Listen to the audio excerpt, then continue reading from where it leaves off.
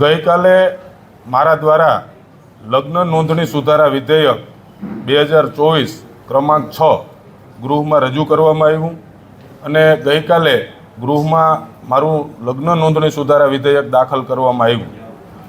આજે ક્યાંક ને ક્યાંક આ જે કાયદો બનાવવાની વાત છે એ કાયદો બનાવવામાં ગુજરાતભરમાંથી સૂચનો મગાવવાની વાત મંત્રીશ્રીના નિવેદનમાં કરવામાં આવી. ત્યારે પણ મેં નાયબ મુખ્યમંત્રીશ્રીને પણ અભિનંદન પાઠવ્યા છે કે સમગ્ર ગુજરાતના લોકોની આ એક ચિંતા છે. અમુક દીકરીઓને લલચાવી ફોસલાવીને કે એને બ્લેકમેલ કરીને એનો ફાયદો ઉઠાવીને બોગસ લગ્ન નોંધણીઓ જે કરાવી લેવામાં આવે છે અને કાયદામાં રહેલી છટકબારીઓનો દુરુપયોગ કરી અમુક આવારા તત્વો આવા કૃત્યો કરતા હોય છે એ ના કરી શકે એના માટે કાયદો લઈ આવવો ખૂબ જ જરૂરી હતો. પાછલા 2 વર્ષ થયા સતત આ બિલ માટે, આ બિલનું નામ જ લગ્ન નોંધણી સુધારા વિધેયક 2024 છે.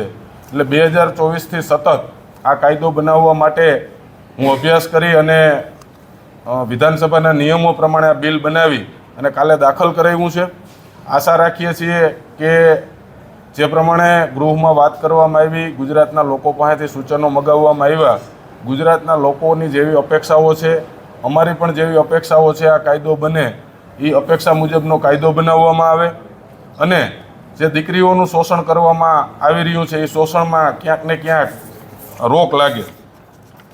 ગઈકાલે બિલ દાખલ થયા બાદ આજ અચાનક જ આ અંગે સરકારે નિવેદન કર્યું, છતાં પણ હું આ બાબતે કોઈ રાજકીય ટીકા ટિપ્પણીઓ કરવા નથી માગતો. મેં ગૃહમાં પણ કીધું છે ને આજે સમગ્ર મીડિયા સમક્ષ પણ કહું છું કે જે પ્રમાણે ગુજરાતના લોકોની અપેક્ષાઓ મુજબનો જો કાયદો આવશે તો અમારા ગાંધીનગર નિવાસ સ્થાનેથી વિધાનસભા ભવન સુધી પગે ચાલીને માનનીય મુખ્યમંત્રીશ્રી અને નાયબ મુખ્યમંત્રીશ્રીની પાઘડી પહેરાવીને એક વિરોધ પક્ષનો ધારાસભ્ય હોવા છતાં અમે એનું સન્માન કરશું. ત્યારે આપણે સૌ આશા રાખીએ કે આગામી 30 દિવસની અંદર આ જ બજેટ સત્ર ચાલુ છે ત્યાં આ અંગે કોઈ ઠોસ કાયદો બનાવવામાં આવે.